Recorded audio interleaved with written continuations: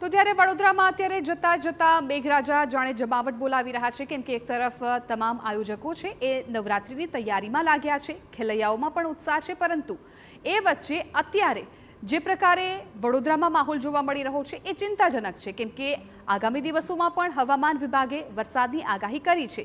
એટલે અત્યારે સ્વાભાવિકપણે માહોલ જોતા સૌ કોઈમાં એ સવાલ છે કે શું નવરાત્રી દરમિયાન પણ મેઘરાજા વિઘ્ન બનશે, કેમ કે હવામાન વિભાગે અને જે પણ નિષ્ણાંતો છે તેમણે પણ વરસાદની આગાહી કરી છે અને આજે પણ હવામાન વિભાગની આગાહી પ્રમાણે વડોદરાના વાતાવરણમાં પલટો જોવા મળ્યો હતો।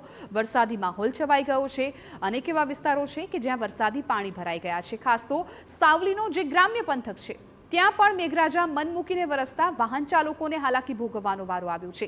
આ વર્ષે ચોમાસા દરમિયાન વડોદરાવાસીઓને ભારે હાલાકીનો સામનો કરવો પડ્યો હતો, ત્યારે હવે ચોમાસું એક તરફ વિદાય લઈ રહ્યું છે અને એ વચ્ચે જતા જતા પણ મેઘરાજાએ જાણે વડોદરામાં ધડબડાટી બોલાવી હોય તેવા દ્રશ્યો અલગ અલગ વિસ્તારોમાંથી સામે આવી રહ્યા છે।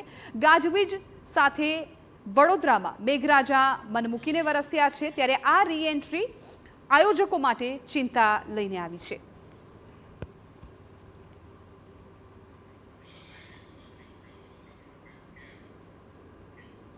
ત્યારે અમારા સંવાદદાતા અંજલિ ઓઝા મામલે વધુ જાણકારી આપી રહ્યા છે, અમારી સાથે લાઈવ જોડાઈ ગયા છે। અંજલિ, મેઘરાજા જતા જતા પણ વડોદરામાં ધડબડાટી બોલાવી રહ્યા છે, એટલે આયોજકોની ચોક્કસથી ચિંતા વધી ગઈ છે। આજે જે માહોલ છે ખૂબ ચિંતાજનક છે।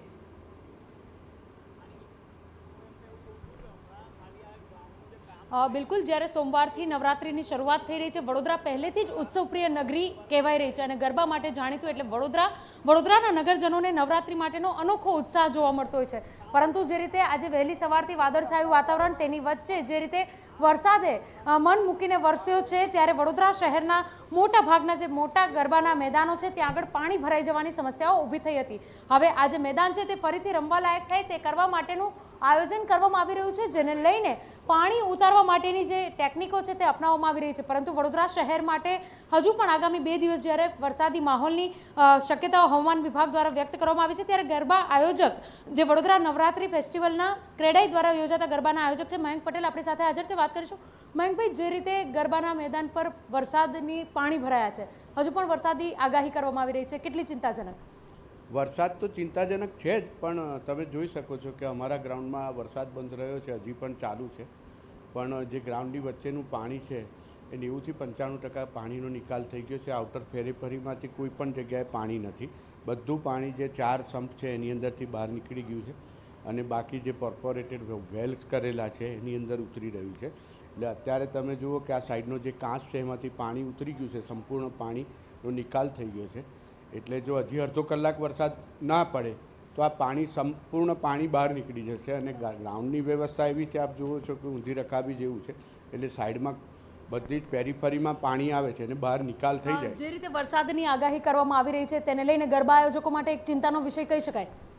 એ તો એવું સમજવાનું કે આ પણ માતાજીનો આશીર્વાદ છે અથવા માતાજી આપણી પરીક્ષા કરે છે, એની ભક્તિ અને એના પર શ્રદ્ધા રાખીએ, બધું ખૂબ સારું થશે।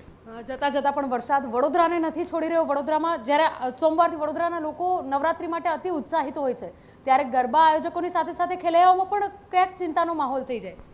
ગયા વર્ષે પણ આપે જોયું હશે કે રવિવારે સોમવારથી નવરાત્ર શરૂ થયું હતું ને રવિવારે સાંજે 6:30 વાગ્યા સુધી, સવારે 10થી 6:30 સતત ધોધમાર વરસાદ રહ્યો હતો, પણ માતાજીની મા જગદંબાની દયાથી સોમવારે ગરબા શરૂ થયા હતા અને 9 દિવસ ગરબા રમાયા હતા। આ વખતે પણ મા જગદંબાના આશીર્વાદથી એવું જ થશે। મેઘરાજા વિઘ્ન સાબિત નહીં થાય? મા જગદંબાની આરાધના જોઈ અને એની શક્તિ સામે મેઘરાજાએ પણ નમવું પડશે એવું દેખાય। બિલકુલ, તો જે રીતે આપ જોઈ શકો છો કે હવે જે રીતે વડોદરામાં મોટા ગરબાના આયોજકો છે તેઓ દ્વારા અલગથી વ્યવસ્થા કરવામાં આવતી હોય છે, કારણ કે છેલ્લા 2-3 વર્ષથી વરસાદની જે પેટર્ન બદલાઈ છે તેના કારણે વડોદરા શહેરમાં નવરાત્ર શરૂ થતાં પહેલાં પણ ભારે વરસાદની સમસ્યાઓ જોવા મળતી હોય છે। આજે વરસાદના પાણી ના ભરાય તેના માટે થઈને આજે પર્કોલેટિંગ વેલ છે, તેના સિવાય અન્ય જે 4 સંપ છે તેને મૂકી અને ગરબાના મેદાનોને પાણીથી ખાલી કરવા માટેનું આયોજન કરવામાં આવતું હોય છે। પરંતુ હજુ પણ અનેક એવા ગરબા આયોજકો હશે કે જેઓ માટે ચિંતાનો વિષય એટલા માટે કહી શકાય, કારણ કે કે હજુ પણ આગામી 5 દિવસ વરસાદની આગાહી હવામાન વિભાગ દ્વારા કરવામાં આવી છે.